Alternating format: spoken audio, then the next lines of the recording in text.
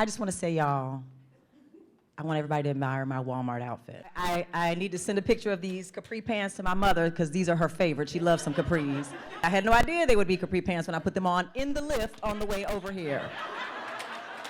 So to be clear, it took some drama for me to show up here in Tulsa today, to be asked to fly to Tulsa, Oklahoma, to talk with you all about the phenomenon of belonging is a dream come true. It's answered prayer, even if I have to show up on stage in Walmart outfit, and capri pants, and these ugly shoes.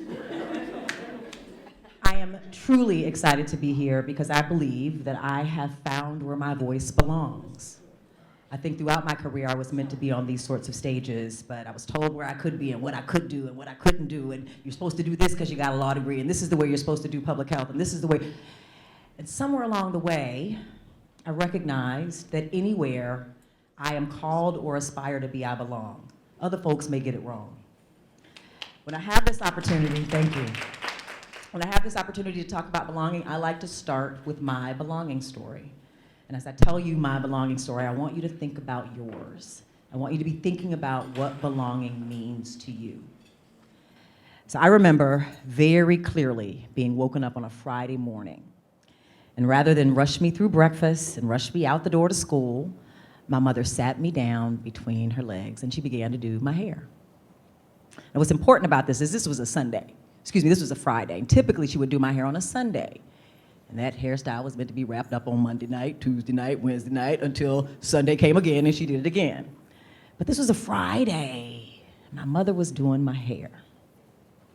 Typically, when she'd do my hair, she'd be super chatty, you know. Montrece was 2 times 58. What's going on with that boy you like in class? What's going on with your teacher, right? But on this day, she was particularly quiet. I could feel her hands, this perfect shade of chestnut brown, slightly trembling as she parted my hair down the middle. And then she brings me my Sunday dress, like the Sundiest of Sunday dress. And y'all, this was not a Sunday. This was the day that we married Lewis Mack McNeil. And I always talk about it as our wedding day, as the day that we got married, because they always made me feel like we were a team of 3, like we belonged together. We took our vows, y'all know the vows, for better or for worse, for richer or for poorer, the front of a tiny brown church in a tiny town right outside of Fort Polk, Louisiana. My parents were military, career Army soldiers. We walked to my mom's 1976 silver Pinto pony, hand in hand. I remember sitting in the back seat, buckling and unbuckling my black patent leather Mary Janes, really thinking about what just happened. What just happened? I leaned my little pigtail head between the 2 seats and I looked to the right at my mom sitting in the passenger seat, and I can see this noon daylight shining in on her through the window, and she's glowing like I'd never really seen her glow before, like a glow. And then I leaned that perfectly pigtailed head between the seats and I looked to the left at Mac, this 6-foot-tall man, his head literally almost reaching the roof of the car. And it clicks for me. I can call you Dad now. That was the beginning of my belonging story. About a year after that, Mac legally adopted me. McNeil was the name of the family that I belonged to. The folks that did the yearbook, they just got it wrong. Last name Williams. And I remember a flood of disappointment running through me. And that was my first real lesson in belonging. A sense of belonging is something that you are required to create for yourself. A sense of belonging is something you must create for yourself, and they might just get it wrong. Today, I have the honor and the privilege of serving as the director of the National Coordinating Center for Public Health Training within the National Network of Public Health Institutes. I teach public health law at the University of Miami. I'm an ICF certified leadership coach. I'm a Belongify certified belonging coach. I do a lot. I like to call myself a belonging strategist. And my mama, my wonderful mother who loves these capri pants, often says, Montrece, what the heck is a belonging strategist? Well, that's a lot of what I do. When I work with my one-on-one clients, my goal is to remind them anywhere they are called or aspire to be, they belong. And yes, some folks may get it wrong. I really try to lean into the fact that it's not who and changing the who of who you are. Sometimes it's changing the where and who's around you. Sometimes it's substance over form. You know, I want to do this particular thing. Well, what is it that you really want to do with your gifts and skill sets? Because it might fit better in a different place. You might find that sense of belonging there, substance over form. When I work with organizations and leaders, I teach them belonging-based leadership principles that cultivate cultures where human potential can be unleashed, where we can show up as more of our authentic selves, where we're not taking the time away from the mission, from our calling to mask ourselves or fit in. Cultures of belonging where human potential can be unleashed. And one definition of belonging is to be in the right and suitable place and to know it. And I want you to know you belong here. Dr. Bug, Haley, the entire planning committee has worked hard to create an event where you feel welcome. Do you all feel welcomed? Do you feel like you belong in this space? Yes, let's give them a round of applause for everything they've done to pull this together. It is a privilege in 2023 to be face to face with one another, right? To be in the same space with one another, to not just hear the words, but to feel the energy of somebody in space with you. It's a privilege, and you absolutely belong here. But a sense of belonging is something you must create for yourself. So you've got to anchor your sense of belonging. Take notes, be expansive in your learning, be intentional about who you connect with, and take what you learn in this space back with you wherever you're going when you leave here. We must all be creators of belonging. We know belonging matters. Get my slides. We know belonging matters. Well, you belong here, just to reiterate that. We know belonging matters to the workforce. We see a 56% increase in performance when the workforce feels like they belong. We see a 75% reduction in absenteeism when our employees and our workforce feels like they belong. My daughter, I've practiced this speech many, many years, and when I would recite that statistic, she'd say, people really be calling in sick because they don't feel like they belong. Do you know how exhausting it is to be like you? It's a lot easier to be like me. So yes, we see absenteeism, sick days, where people do not feel that they belong. We see a connection between belonging and resilience, particularly important in the work we do in public health. Community resilience, individual resilience, neighborhood resilience, when people feel like they belong, when they feel like there are others around them that support them, that want to see them healthy, that want to see them succeed.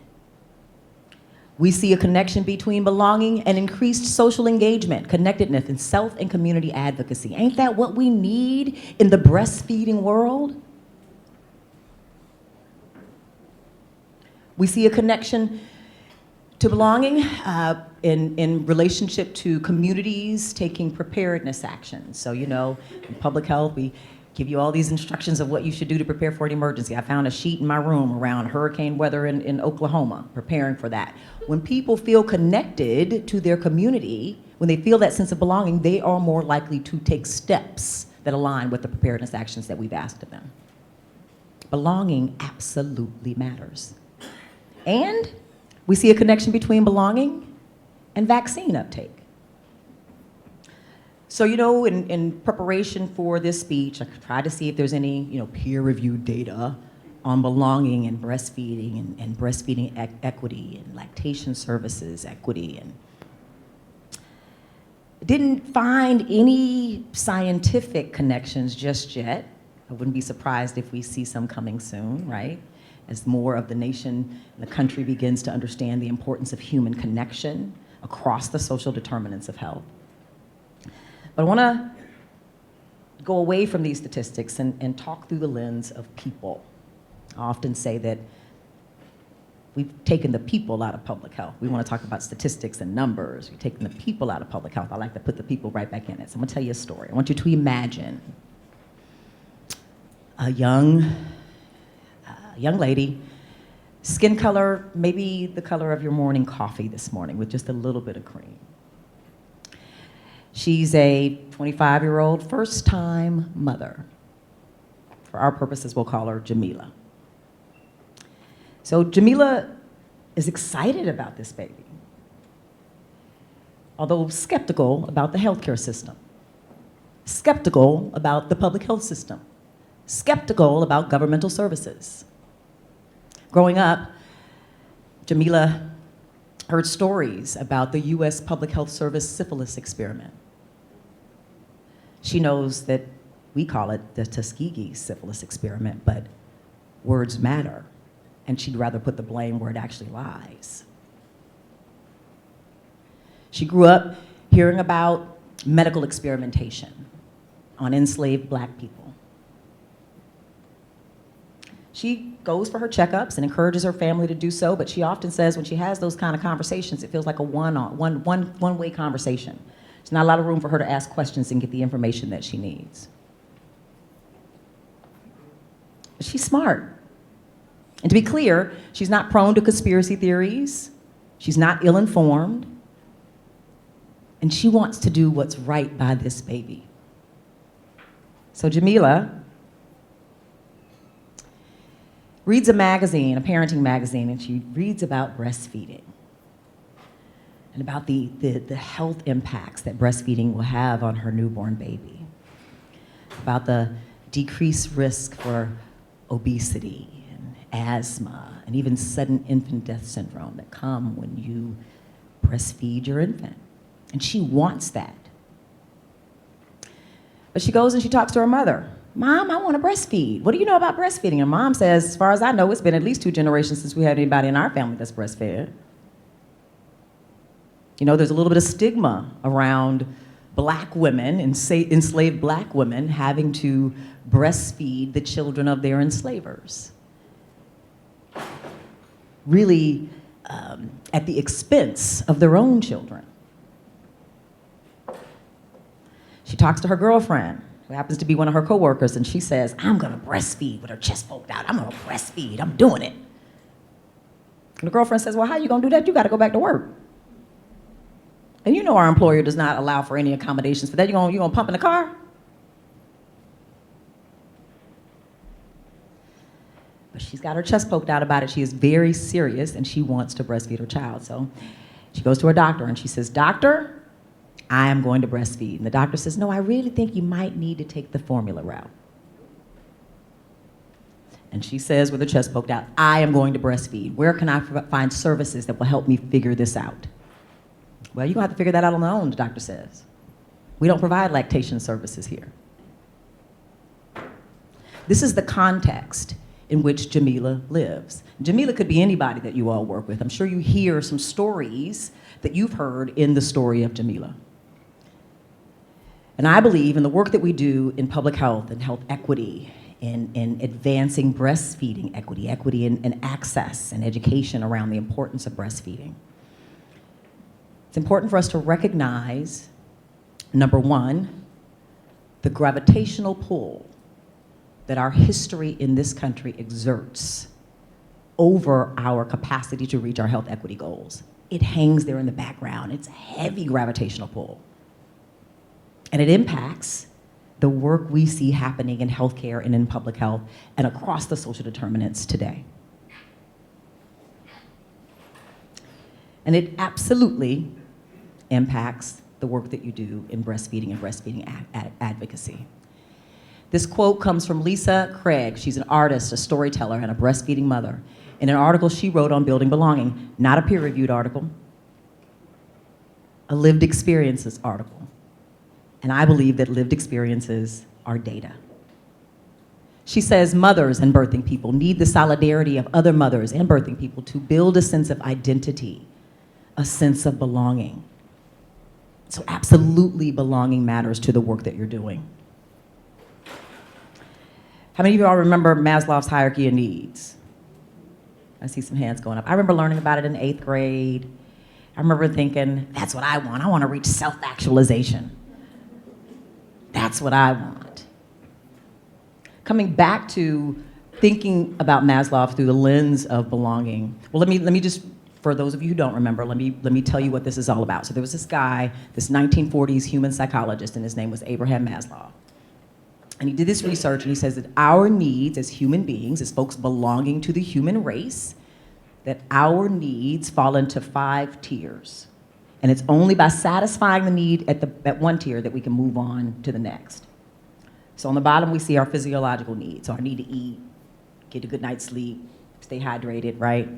Once we have food in our belly, then we move on to the higher order need of safety, getting a safe roof over our head, ensuring that we feel safe in our homes and in our places that we consider to be home. And then once we have food in our belly and a safe roof over our head, we move on to what Maslow calls the higher order need of belonging. And belonging is so critical to our development as human beings that we can't reach full self-esteem or full self-actualization without it. That's how important belonging is. And for many of us, we do get our first sense of what belonging means in early childhood. But that need doesn't leave us. Belonging is a strong human motivator. It's why we stay in toxic jobs too long or in bad relationships too long. We all have this need to feel a sense of belonging. So I've been saying this word, and I've purposely, I've given you a few hints around how I define it, but I want to ask you what belonging means to you.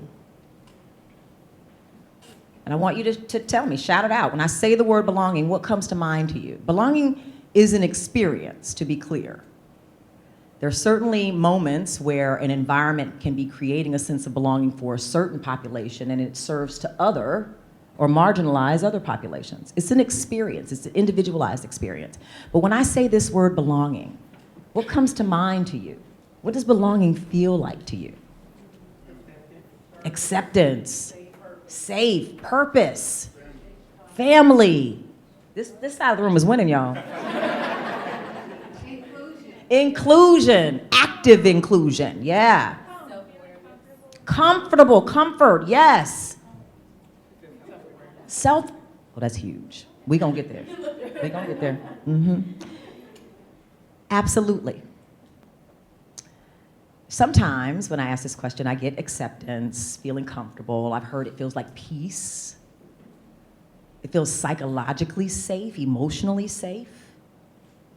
But sometimes when I ask that question, I get fitting in, that belonging is fitting in. And I want it to be clear, belonging has nothing to do with fitting in. If I fit in, I gotta be like you. If I belong, I get to be more of who I am authentically. There's a huge distinction there. So, how many of you guys recognize this face? This guy from the Harold and Kumar franchise, John Cho. So at the height of the pandemic, he wrote this op-ed. And in it, he talked about how, as a child, his mother made him and his brother watch hours and hours and hours and hours of television so that they would learn to speak and act like a real American. Her hope, his mother's hope, was that his background, his ethnicity wouldn't be a barrier for him in this country. He talks about how when he became an actor, started doing the whole Harold and Kumar thing, doors opened for him, people were kinder to him. He felt like he belonged. Doors were open that were previously closed. And then COVID-19 happened. There's an onslaught of hate comments and crimes against Asian American people. He said, in one moment, we're Americans. And the next, we're all foreigners who have brought the virus over here. But Cho goes on to say in the article that he is an American because he knows he's an American. He has chosen the citizenship that his parents have chosen for him. He is an American. He says he's an American because he's earned it. He knows he belongs because he's earned it. There's a quote that's supposed to pop up there. Yeah, there it is. But the reality is not all of us have to earn it, right? There is this innate sense of belonging that comes with belonging to certain populations in this country. The fact that that in and of itself is a privilege, that sense of belonging, of mattering, that's just in you. The fact that that's a privilege surprises many folks when I talk about this talk about privilege through the lens of belonging. But when you think about it, privilege, as it relates to belonging, is not about the presence of anything. It's much more about the absence. It's about an absence of worry that your name, just your name, will immediately have you removed from an applicant list. It's the absence of concern and feeling marginalized and feeling othered when you look around the room and everybody's nipples are pink and yours are brown. It's the absence of worry that you see a police car and all of a sudden you get that feeling that something may go down that many of us in marginalized communities often feel. For me, I think privilege is the absence of that sinking feeling that I've had over the last 20 years when I hear about health disparity after health disparity after health disparity impacting my community, and after doing this work. I've worked at CDC for 20 years and still feel helpless to do anything to move the needle forward in many ways. So when it comes to belonging, privilege isn't about the presence of anything. It's much more about the absence. So much of what is happening in our country today is embedding in many folks that have been pushed to the margins that we don't belong. That we don't belong in church or the grocery store or in our jobs or in our own homes or on the highways. It's a feeling that's sort of ubiquitous in the air right now for many folks in marginalized populations. And what I like to point out here is when these incidents that I'm alluding to, when I talk about places where it feels like we don't belong,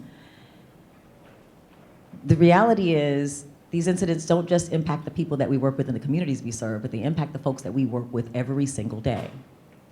So according to the Washington Post, depression and anxiety spiked among African Americans after George Floyd's death, higher than any other population, right? While white Americans were relatively untouched as far as mental health concerns. These are people you work with every day.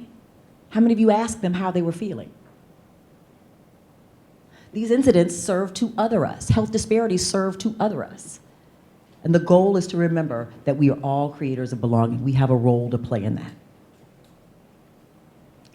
One of the things that I think we learned through the COVID-19 pandemic, the veil was lifted off our eyes around health disparities as we watched the pandemic have a glaringly disparate impact on Black and brown folks, right? This quote from Will Jawando really sums up what I think many of us came to realize, and what folks in public health have been saying for decades, and that is that racism is a public health issue. Sexism is a public health issue. Ableism is a public health issue. These are public health issues.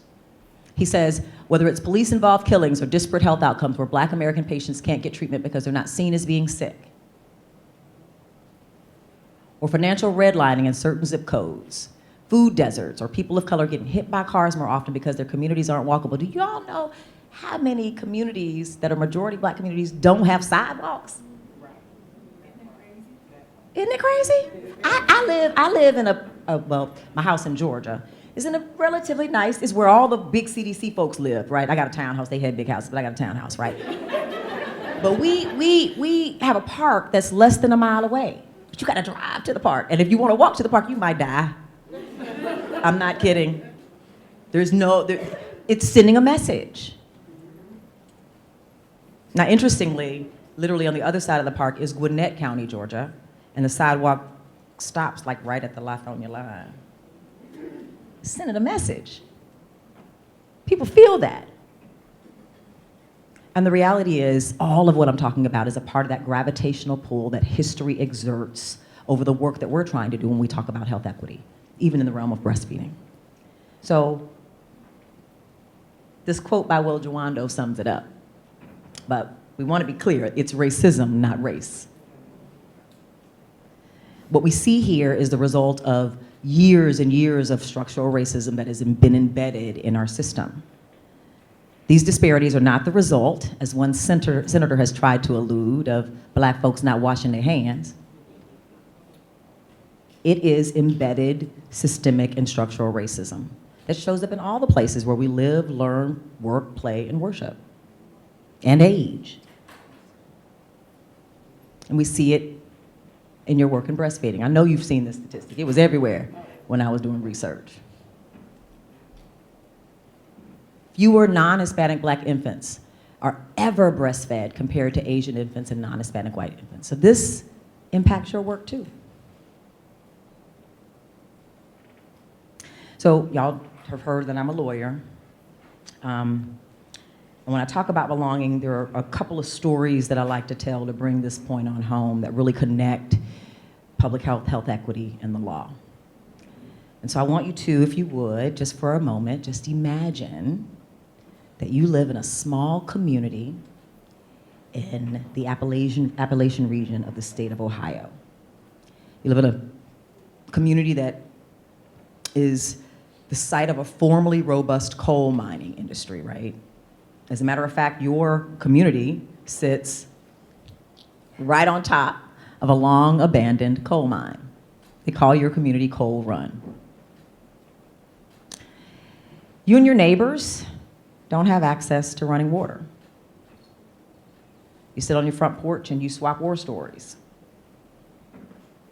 You tell them how, as a child, your mother would run bath water and not let that bath water out until 5 of the 10 children in the house had bathed.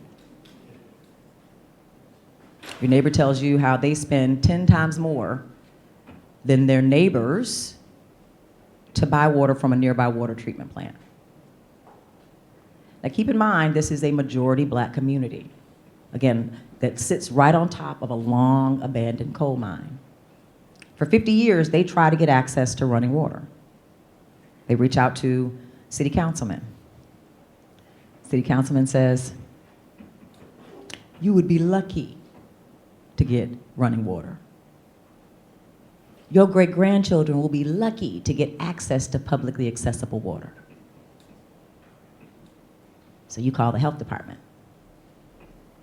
And the lady who answers the phone says, well, honey, you just gonna have to dig a well. But you know you shouldn't have to dig a well. Coal Run is literally surrounded by publicly accessible water lines. So somebody says you should sue.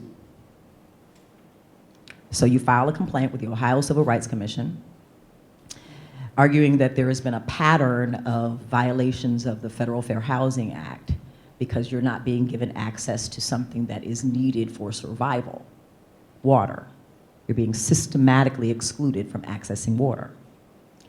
So it takes about 7 years for the commission to do its investigation, but the commission finds that yes, the county has systematically excluded you from accessing safe drinking water, publicly accessible drinking water. Has in that way impacted your economics, impacted your health, impacted your perspective on healthcare and on the system. And the court demands that Coal Run be given access to publicly accessible water. Now, when I tell this story, when I used to tell this story, this would be the one story I would tell. It seemed so egregious, it was worth making sure you all knew this was happening in the 21st century in this country. This was 2008, 2007 when the case was settled. But the reality is, disparate services in public health and healthcare happen across the country. While the details of Coal Run may be unique, the pattern is not. There's beautiful Sapelo Island in the state of Georgia. A 7-mile stretch of Atlantic sandy coastline, brown dirt roads, tall celestial pine trees, the smell of white magnolia in the air. But where the majority black part of Sapelo Island has to take their trash to a trash dump site that's not even regularly maintained. They have zero access to medical emergency services. If they wanted to have somebody get helicoptered out because of an emergency, they'd have to get their neighbors together to form a makeshift landing site by pointing their cars in a circle with a light shining in the middle. No ambulances come to the door. So Sapelo Island also sued. Oh, wait, hold on. 2015, the residents of Sapelo Island sued. Same sort of case, violation of federal fair housing laws, and what they said was that we paid our taxes too, but we live on this side of the island. The folks who pay the taxes on the other side of the island get their trash picked up at their door. Ambulances will come directly to their curb. Something is wrong here. And so in 2020 and 2021, the state and the county finally settled. I don't think that's enough money, $750,000 from the state, $2 million from the county. But these things are happening right now today. And this sort of discrimination, this exclusion, this conditional belonging, not only impacts our physical and mental health, but it impacts our sense of belonging in this country. One of my favorite African proverbs: a child who is not embraced by the village will burn it down to feel its warmth. Now, when you see that quote, what comes to mind? Anybody? Who? Give me a visual depiction. There's a cheat sheet right there. Yeah, the protests of the summer of 2020. I saw the protests of the summer of 2020 as a visual depiction of this proverb in real time. If I don't feel accepted, comfortable, embraced, I'm gonna burn it down. We shouldn't be surprised. And I do believe that part of my job today, I couldn't have said this 10 years ago, but part of my job today is to do a little bit of burning it down. I talk about Maslow's in my speech because Maslow went and talked to Native American people before he built that pyramid of needs. But so much of what we do in public health, folks that look like me weren't in the room. Women weren't necessarily in the room. People of color weren't necessarily in the room. So I think part of my job is to burn it down and rebuild it in a way that matters to my people.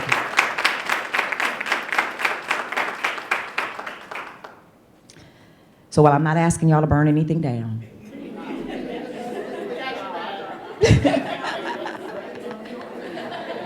y'all, you ready? You ready? We ready. We ready. What I am asking you to do is to think about what it'll take to spark a little change.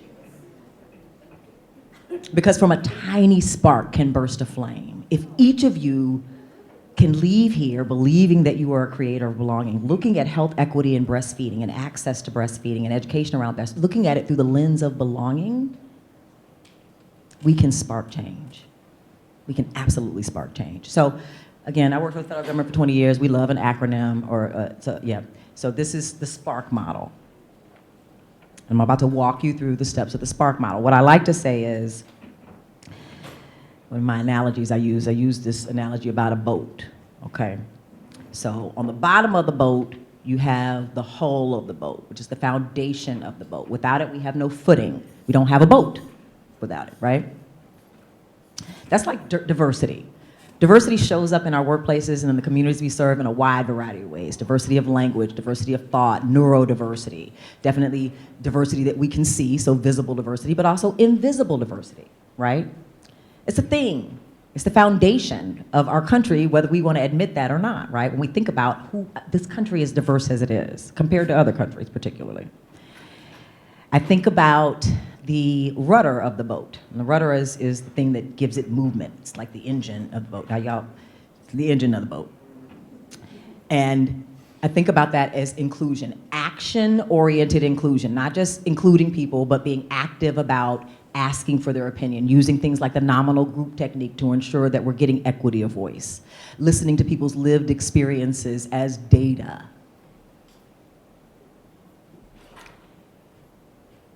But belonging is like the sails, because where the boat goes is determined by the sails, and it's often determined by the environment, the weather, what's going on where that boat is. And just like a boat needs a deck crew and some maintenance workers and a captain and a DJ and a cruise director, because the only boats I know anything about are cruise boats. But we need an all-hands-on-deck approach to this diversity, equity, inclusion, and belonging stuff when it comes to public health. But we can't get to our health equity goals if we're not handling it among the people that we work with every single day. That's where it starts, modeling that sense of belonging among the people that we work with.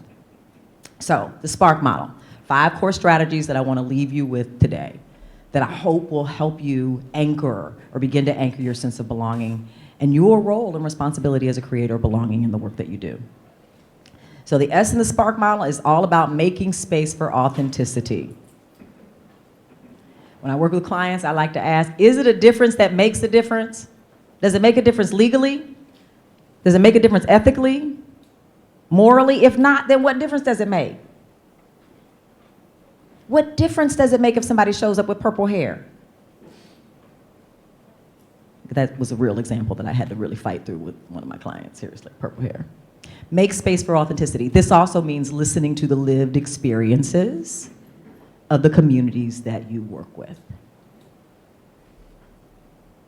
Authenticity, allowing people to show up as who they are, allow them to really lean into their strengths, recognizing that we all bring something unique to the table and that we should honor that. That's how we can get the innovation we need in public health. Part of the problem is we've all been thinking the same way, taught to think the same way. And when somebody brings up something new and different or something from the private sector world, we're often like, we don't want to do that way. We need innovations. We need diversity of thought. And it starts by making space for authenticity, for people to show up as more of who they are. The P in the SPARK model is all about being PC. And no, not politically correct. It's about being people-centered. It's about putting people back in the work we do in public health. It's about being purposely civil in what is becoming more and more of an uncivil world. And in 2023, in the work that I do in workforce development, it's about being professionally competent. Because we can't keep talking about, we're going to change health disparities, we're going to reduce health disparities, we're going to reduce racial inequities, if we're not starting at home and applying those principles in the work that we do with each other every single day. So BPC. The A in the SPARK model is about developing an acceptance mindset. Now here, I tend to coach my clients around remembering that acceptance doesn't mean that you don't coach them. Doesn't mean you don't counsel somebody if they do something that disrupts what's happening in the organization or if they're tracking off mission. It doesn't mean that you don't counsel someone. It means that you accept them for where they are in this moment and you lean into their strengths. It's strengths-based leadership. It's using things like coaching questions to ask them where they want to see themselves improve, where they see the problems in whatever the scenario you're counseling them about, so that they can grow to accept that growth is needed. It's developing an acceptance mindset. This takes work. This is not something that happens overnight. And I'll talk in a minute about the importance of knowing biases, but they are closely connected. The other thing that's important to develop an acceptance mindset is human connection. We tolerate people we don't know. But you can not like something about maybe even a group of people, but like one person because you've gotten to know them. You've made a human connection with them. I believe that authenticity, showing up authentically, plus connection is what leads to an acceptance mindset.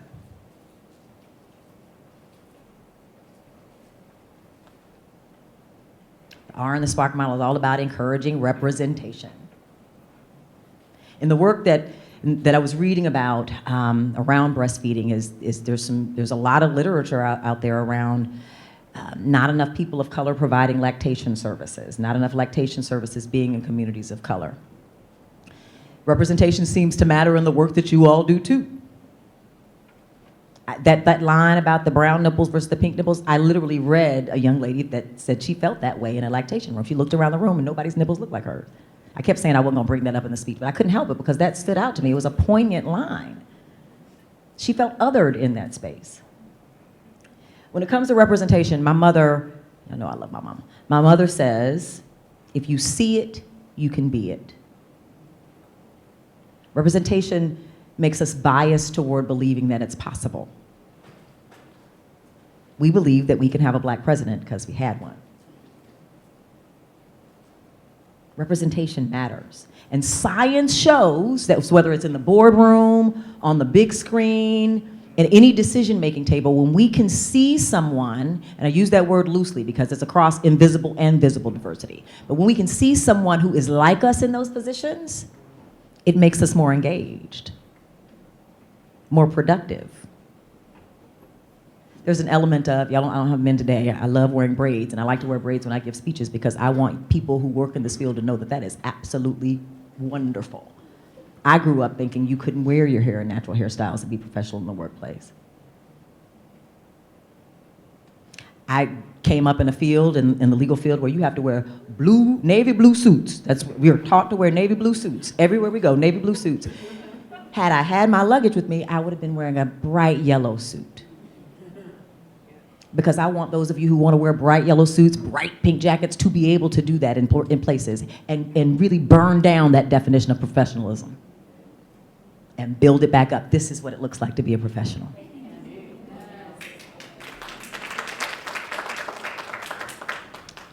The K in the Spark model is about knowing your biases, because I will tell you this, had that woman at the health department in the Coal Run story done work to recognize her biases, she might not have responded by, honey, you're gonna have to dig a well. She might have seen it through a totally different lens. And the reality is, all of us, whether we know it or not, are in positions of influence, positions of authority even, in our roles in public health, in healthcare, in breastfeeding advocacy, because we have the power to influence not just health outcomes now, but for generations by the way we engage with the people that we serve. Sometimes it's as simple as how we answer the telephone. So you gotta do the work to develop knowledge and work to overcome your implicit bias. If you're breathing, you are biased. If you went to school in this country, you are biased. There's this social programming that we all have been a part of because of the nature of systemic and structural racism in this country. And whether we admit it or not, if we are breathing, we are biased. We all have work to do to overcome our biases, every single one of us. So that's an introduction to the Spark model. I've got a QR code if you want to download the Spark model checklist. This whole premise is that we can't do the work to build a culture of belonging among the communities that we serve unless we're doing it with ourselves. As you leave this space, I want you to be cultivating cultures of belonging with each other. So I don't know where we are on time. I think I'm doing pretty good, okay. So I want to offer a few words, just a few words in closing. All right, so I took on this role as the director of the National Coordinating Center for Public Health Training in January of 2021. I had left CDC, and as soon as I left CDC, I was like, I don't have to live in Atlanta anymore, so I moved to Miami. Like 2 weeks after I quit my job, I moved to Miami.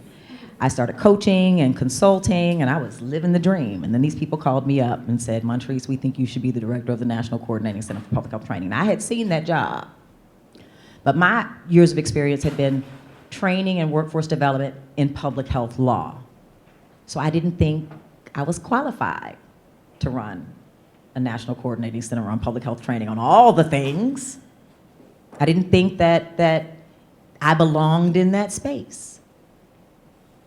But when a recruiter calls you, you kind of get a little flattered, right? So, and then they say, we're gonna offer you a bonus. And I'm like, they don't do that in public health. Let me take this job. And then soon after I took the job, folks started asking me, Montrece, what is your vision for the future public health workforce? And I was like, I gotta have a vision for the whole workforce, like everybody. And honestly, I felt imposter syndrome. Again, that lack of a sense of belonging come over me. And then my mama said, your lived experiences and your professional experiences matter. What if everything that you've been through and experienced was preparing you for this moment right here? How would you answer that question? Woo. So then I came up with 3 things. Thing number 1, I see a workforce that is competent in applying principles of equity, social and racial justice, and belonging across public health policies and practices, including the work that we do in breastfeeding. That recognizes that the world that we live in wasn't made for us to reduce health disparities. We've got to really dig deep into that. And to understand that everything that we do needs to be looked at through an equity lens. Everything we do.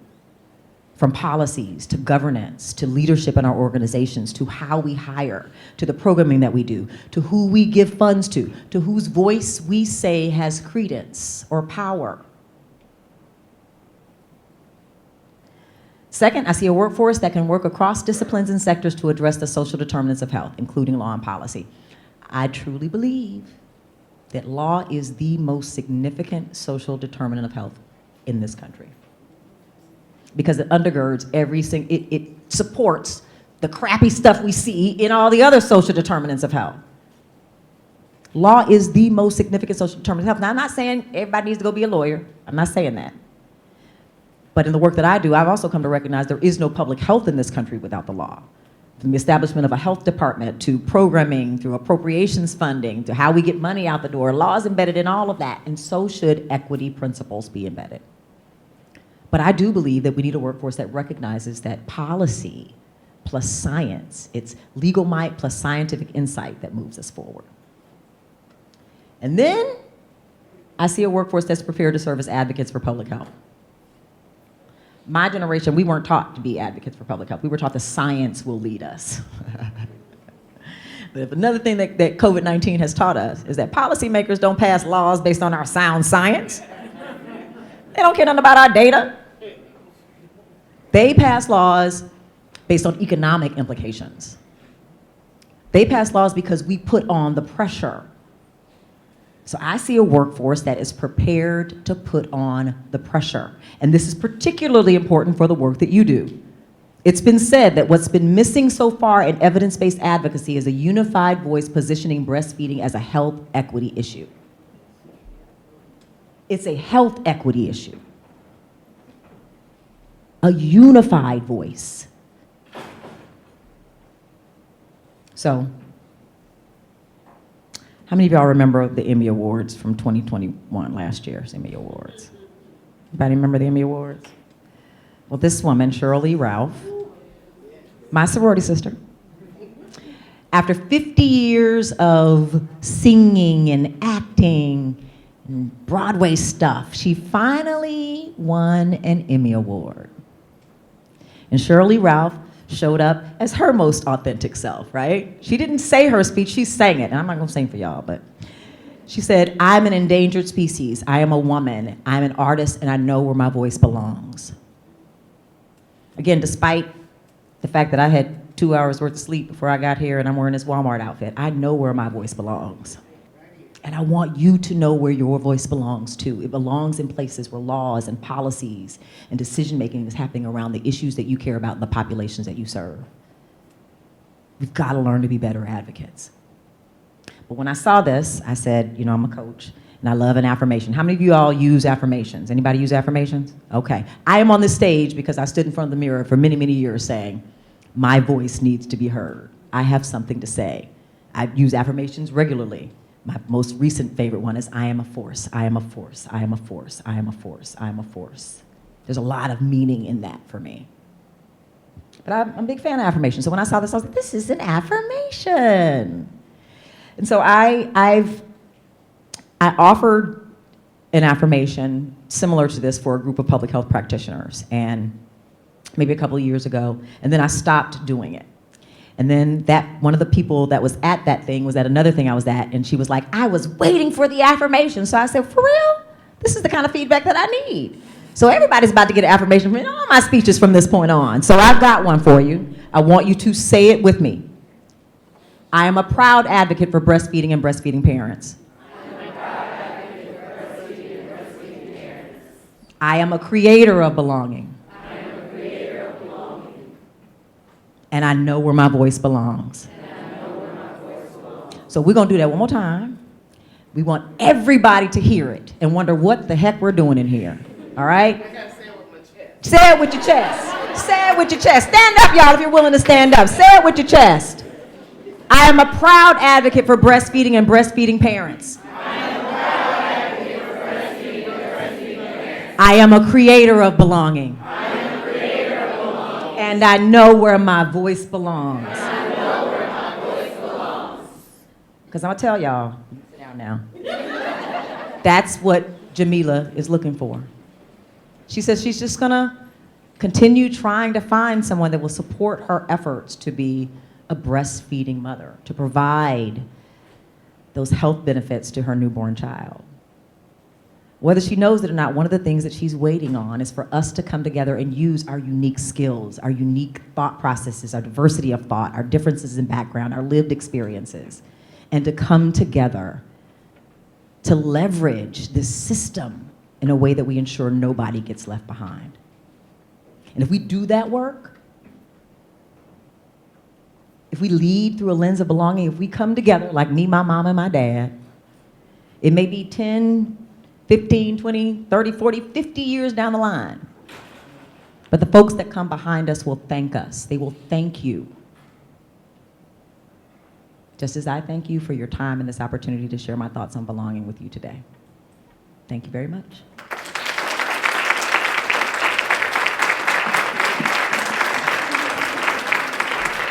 I hope that added some value. Thank you. Having a name on a piece of paper is not more important than individual. Nope. With me, my job don't stop at 5 o'clock because it's personal. That father. That's the other PC, personally compassionate. That's right. That father may need help after 5 o'clock. So if I'm really committed to him, what I'm gonna tell him, I'm off.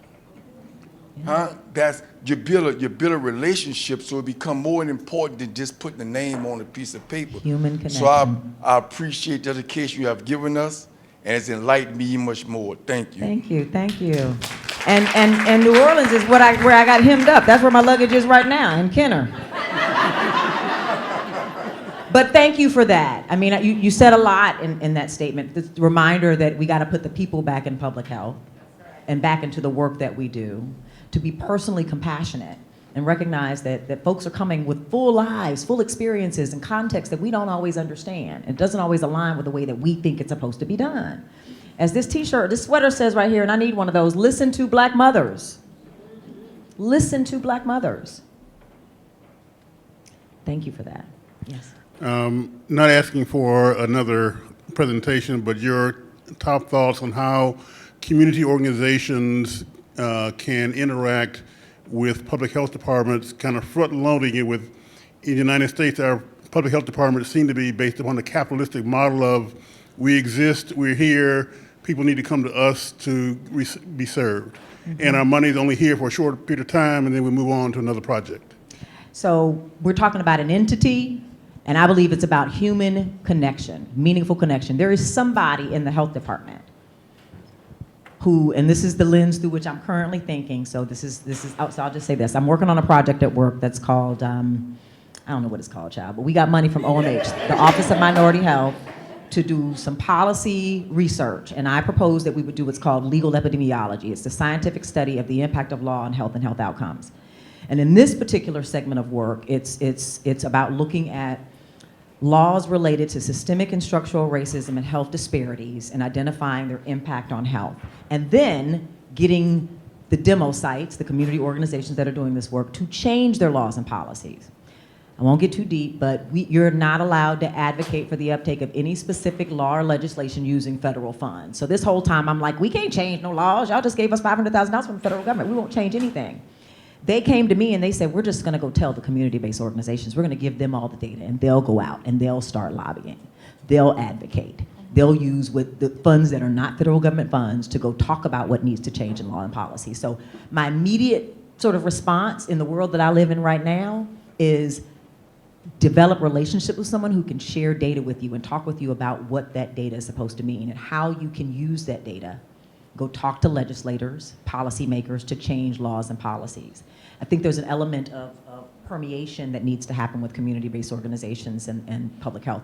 Public health has very limited things that they can do. The health department has very limited things they can do. They have a statutory list of things that they can do. But community-based organizations can do whatever they want to do. Now, there's going to be some limits, you know, if you get funding from the federal government, certainly that, right? But, you know, I've been in my organization now, again, 2.5 years now, and every year we do this conference called Open Forum. We're doing it in September. It's a conference for the workforce. Y'all should submit some abstracts. It's abstract season right now. But anyway, I thank you all for your time.